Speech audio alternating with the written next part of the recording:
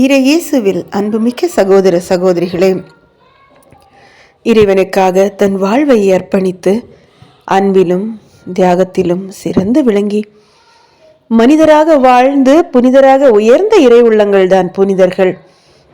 இன்றைய புனிதர் பகுதியில் இந்த காணொலியில் நாம் காணவிருப்பது மரியாவின் அமல உற்பவம். இன்று அன்னையாம் திருச்சபை அன்னை மரியாவின் அமலோற்பவ பெருவிழாவை கொண்டாடி மகிழ்கின்றோம்.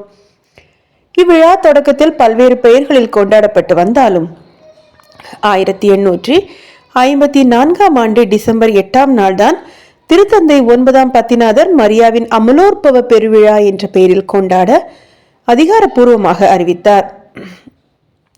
மேலும் அவர் தான் எழுதிய மடலில் மனுக்குல மீட்பரான இயேசு கிறிஸ்துவின் பயன்களை முன்னிட்டு கன்னிமரி கருவான நொழிப்பொழுதிலேயே எல்லாம் வல்ல இறைவனது அருளாலும் சலுகையாலும் ஜென்ம பாவமாசு அணுகாதவளாய் தோன்றினார் என்று குறிப்பிட்டு அமலோற்பவியான கன்னிமரியா என்ற விசுவாச பிரகடனத்தை அறிவித்தார். திருத்தந்தையின் அறிவிப்பை உறுதி செய்யும் வகையில் 1858 மார்ச் மாதம் 25 நாள் பிரான்ஸ் நாட்டில் உள்ள லூர்து நகரில் பெர்னதத் என்ற 14 வயது சிறுமிக்கு காட்சி கொடுத்த மரியா நாமே அமல அற்பவம் என்று அறிவித்தார்.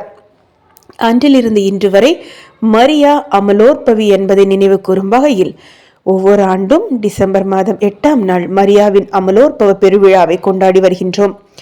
இந்த நேரத்தில் இவ்விழா உணர்த்தும் செய்தி என்ன என்று சிந்தித்து பார்த்தோமேயானால், பழைய ஏற்பாட்டில் தாவீது அரசன் ஆண்டவருக்காக கோயில் கட்ட நினைத்த போது ஆண்டவர் அவரிடம், நீ மிகுதியான குருதியை சிந்தினாய், பெரும் போர்களை நடத்தினாய், எனக்கு முன்பாக தரையில் நீ மிகுதியான குருதியை சிந்தியதால் என் பெயருக்கு நீ கோவில் கட்ட வேண்டாம் என்கிறார். கடவுளுக்கு கோயில் கட்ட இருப்பவர் தூய்மையாக இருக்க வேண்டும் என்று நினைக்கும் அவர், தன்னுடைய மகனை பெற்றெடுக்க இருக்கும் பெண் எவ்வளவு தூய்மையாக இருக்க வேண்டும் என்று நினைத்திருப்பார். ஆதலால் தான் பாவக்கரை சிறிதும் இல்லாத தன்னுடைய மகன் இயேசு பிறக்க பாவ மாசு அணுகாத மரியாவை தேர்ந்தெடுக்கின்றார். அதற்காக அவர் மரியாவை ஜென்ம பாவத்திலிருந்து விடுவிக்கின்றார். அவரை இறைவன் தங்கும் இல்லிடமாக மாற்றுகின்றார். இத்தகைய சிறப்புகளை கொண்டவளாய் விளங்கியதால் தான் வானதூதர் கபிரியல் கூட அருள்மிக பெற்றவரே வாழ்க, ஆண்டவர் உம்முடனே என்று வாழ்த்துகின்றார். ஆகவே மரியாவின் அமலோற்பவத்தை நினைவு கூறும் வேளையில் கடவுள் மரியாவுக்கு அளித்த மிகப்பெரிய பேற்றினை நினைவு கூர்ந்து பார்ப்போம். மரியாவின் அமலோற்பவ பெருவிழாவை கொண்டாடும் இந்த நாளில் அவரிடமிருந்து அவரை போன்று தூய மாசற்ற வாழ்க்கை வாழ கற்றுக்கொள்வோம். அதன் வழியாக இறைவன் அளிக்கும் முடிவில்லா வாழ்வை கொடையாக பெறுவோம். நாளை மற்றொரு புனிதரின் புனித வாழ்வினை தரிசிப்போம். நன்றி.